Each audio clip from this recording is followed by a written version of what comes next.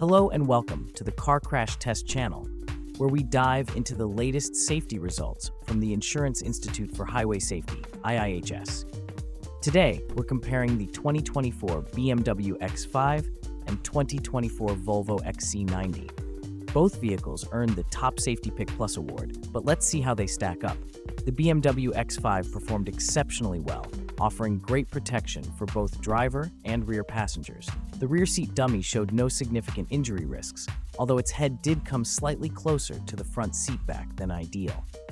Overall, the X5 stands out in rear passenger safety. The Volvo XC90 also earned a good rating, but had a slightly higher risk of chest and head injuries for rear seat passengers. Volvo is known for its safety features, but there's some room for improvement here. In conclusion, both SUVs excel in safety, but the BMW X5 has a slight edge in rear seat protection. Which one would you trust more based on these results? Let us know in the comments and tell us which crash test comparison you'd like to see next. Don't forget to like, subscribe, and hit the notification bell for more updates. Until next time, drive safe.